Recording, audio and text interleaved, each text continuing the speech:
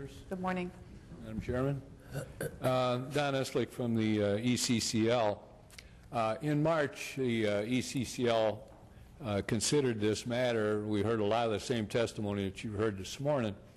And but for two members who represent Stony Brook, unanimously rejected the proposal. The problem is that we don't have a credible feasibility study.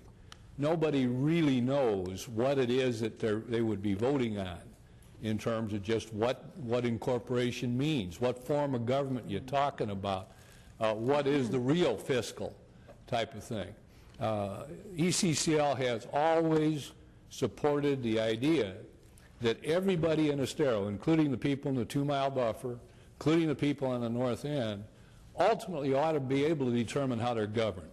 And we continue to do that. If at some point in time the majority of the members of the ECCL who represent all of the residential communities in Estero, if they decide that we need to move forward with incorporation, we would develop a feasibility study and we would go into each community to discuss it and build community support and come to you and to the legislative delegation with such a plan, where you would have widespread community support for it, and where people would know what it is that they're buying into. That hasn't happened, and until that happens, I would urge you to reject this proposal. As I say, we stand ready at any point in time if the members of all of our communities come to us and say we want to really seriously consider incorporation, then we'll start the process the proper way. And until that happens, I would urge you to reject this type of proposal. Thank you. Phil Douglas, morning, Phil, followed by Marilyn Edwards.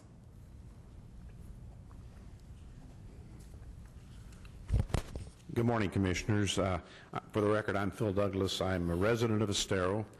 I'm a member of the Brooks Concerned Citizens. I'm a delegate to the ECCL, and I live in that infamous 2-mile buffer. And I want to say that I am opposed to putting this straw vote on the ballot. It's always easy to say let the people decide. This isn't a broad-based effort. The 3 individuals that spoke to you this morning are from a single community. That's a fact. They live in a single community in Estero. That's not broad-based.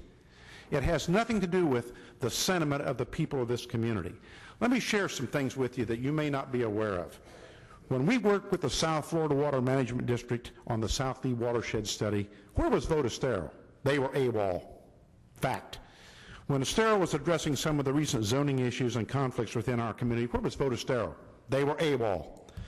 When Estero was filing requests for new mining applications on Corkscrew Road, both in the administrative hearings and before the BoCC, where was Vote Estero? They were AWOL. Facts. When Estero was addressing the illegally funded and proposed interchange at I-75 and Coconut Road, where was Vote Estero? They were AWOL. Folks, these are issues that this commission and the people in our community are important, and these folks were not here. They were not with us, and yet they're telling us we need to incorporate. I'm sorry, they missed the boat. I'd like to say a couple of other things. To exclude these 4 large communities from voting is flat out wrong. It's unfair, and it's just wrong. You can't do that. Secondly, there are people living on the east who are rural. They don't want to be a part of incorporation. They would if we put this resolution on the ballot. They did a feasibility study. Oh my heavens, a feasibility study. They say that we're going to have a $13.2 million windfall.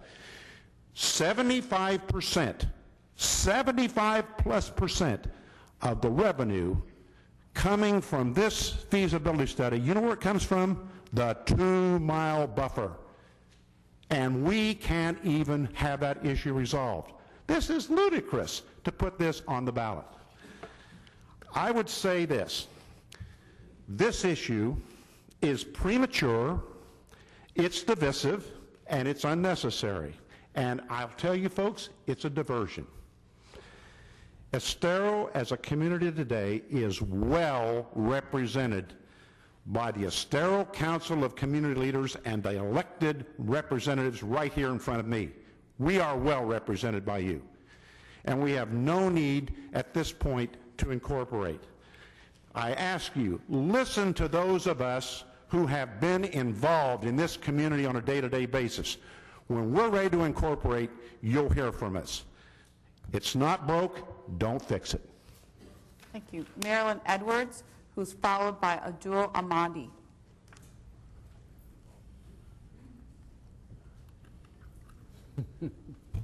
I always hate to follow Phil. Sorry, Marilyn. Should have saved Phil for last. Good morning, Commissioners. Marilyn Edwards. I'm a 10-year resident of Estero. I am opposed to placing a straw vote for incorporation of Estero on the November ballot. There are just too many conflicting issues with which need to be resolved before this should happen. I, too, live in the infamous 2-mile buffer zone. Until the city of Bonita Springs waives this buffer, this area should not be included as part of the projected tax revenue in the Vote Estero feasibility study. In addition to using the Estero fire districts, that would include residents who do not want to be part of a city, but it would exclude an even larger number of residents who do want to be part of the city. One of the communities which would be excluded named their golf course the Estero Country Club. Obviously, they want to be a part of future effort of cityhood. I believe it's premature to go forward with a straw vote until all these conflicting issues can be resolved and a consensus is reached.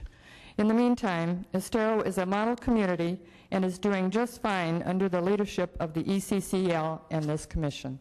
Thank you. Thank you. Abdul